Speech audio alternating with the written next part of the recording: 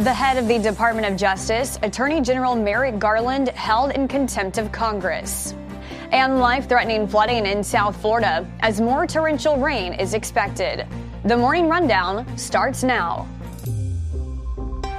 From the Straight Arrow News Studio, bringing the stories that matter to you from across the United States and around the world. This is the Morning Rundown. Today is Thursday, June 13th. Thank you for joining us. I'm Kara Rucker. In an effort led by Republicans, the U.S. House has voted to hold Attorney General Merrick Garland in contempt of Congress and refer the top Department of Justice official for criminal charges. It comes after Garland refused to turn over audio recordings of President Joe Biden's interview with former special counsel Robert Hur as part of the probe over his handling of classified documents. The 216 to 207 vote fell along party lines, with only one Republican, Representative David Joyce of Ohio, voting against it. The vote marks a major escalation in a months-long dispute over the recordings, which started after President Biden asserted executive privilege over the files. The DOJ has stood by the decision not to release the recordings, saying they've already provided transcripts. DOJ officials writing in an affidavit, the transcripts accurately matches the audio except for minor instances like leaving out filler words or when words were repeated when spoken. House Republicans argue the recordings are crucial to their impeachment inquiry into the president, which has stalled.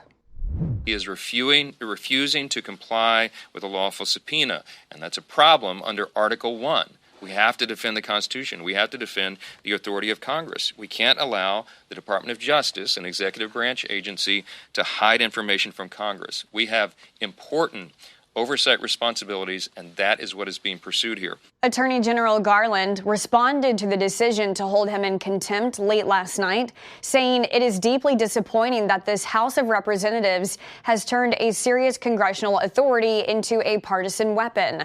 Today's vote disregards the constitutional separation of powers, the Justice Department's need to protect its investigations, and the substantial amount of information we have provided to the committees.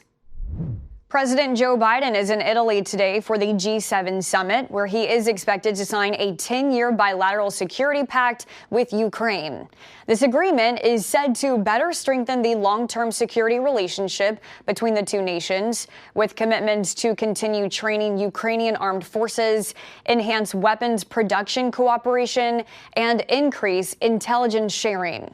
The G7 leaders are also set to endorse a plan to provide Ukraine with $50 billion in loans using frozen Russian assets to fund the initiative.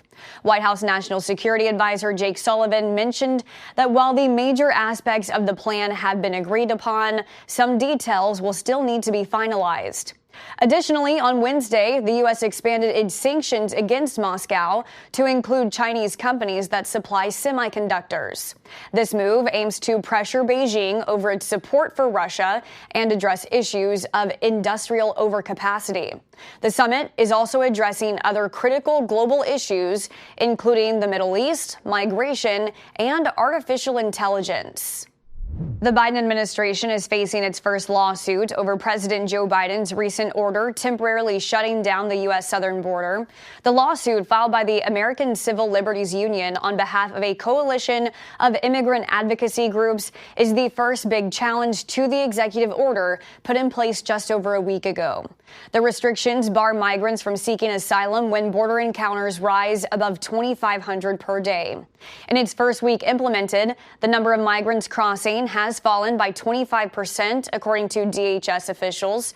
However, the number of migrants coming over is still more than the number allowed, about 3,000 per day.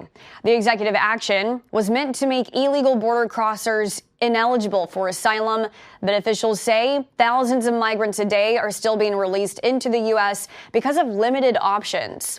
The lawsuit did not seek an emergency injunction to block the new rule, so it will stay in place while the challenge plays out in court. The Federal Reserve held interest rates steady, potentially delaying any rate cuts until December. Fed Chair Jerome Powell, speaking after a two-day policy meeting, says the U.S. economy's growth and unemployment rates are performing better than long-term sustainable levels, prompting the decision to maintain the current rate. During a press conference, Powell said inflation has been decreasing without severely impacting the economy, and he anticipates this trend could continue. The Fed plans a gradual return of inflation to its 2% target. We know that reducing policy restraint too soon or too much could result in a reversal of the progress that we've seen on inflation. At the same time, reducing policy restraint too late or too little could unduly weaken economic activity and employment. In considering any adjustments to the target range for the federal funds rate, the committee will carefully assess incoming data, the evolving outlook, and the balance of risks. Powell says while some details of future rate cuts are still being finalized, the timing of these cuts will depend on a range of economic data, including labor market health and growth projections. As the Fed's latest interest rate announcement was made, our own Simone Del Rosario and former Kansas City Fed President Thomas Honig had live analysis of the future of monetary policy. To get the full story, download the Straight Arrow News app or head over to our website at san.com. For the third day in a row, heavy rain is threatening more destructive flooding in South Florida after Wednesday's storms turned streets into rivers and rushed into homes. Florida Governor Ron DeSantis declared an emergency for 5 counties after dangerous flooding immobilized the operations of critical infrastructure, including major interstates, roadways, schools, and the Miami and Fort Lauderdale airports. On Tuesday night alone, a record-breaking 8 inches of rain hit Florida's west coast in just 3 hours. Flood watches are in effect through tomorrow night across South Florida, which is the state's most populous area, as more rounds of heavy rainfall are expected. Meteorologists say many parts of the state are likely to see double-digit rainfall totals by the time the storms fully pass. Finally, this morning, 3 Russian warships and a nuclear-powered submarine conducted drills Tuesday in the Atlantic Ocean while en route to Cuba. The Russian Defense Ministry said the drills involved simulated attacks on distant mock targets. The Russian fleet is scheduled to arrive in Cuba, just 100 miles from Florida's Key West, and will later move to Venezuela on Monday. These exercises mark the first joint Russian naval and air maneuvers in the Caribbean since 2019.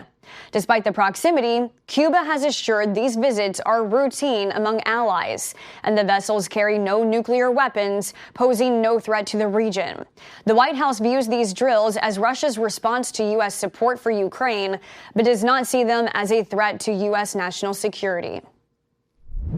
These are your top stories for this Thursday. We'll see you back here tomorrow. Until then, I'm Kara Rucker. Have a great day.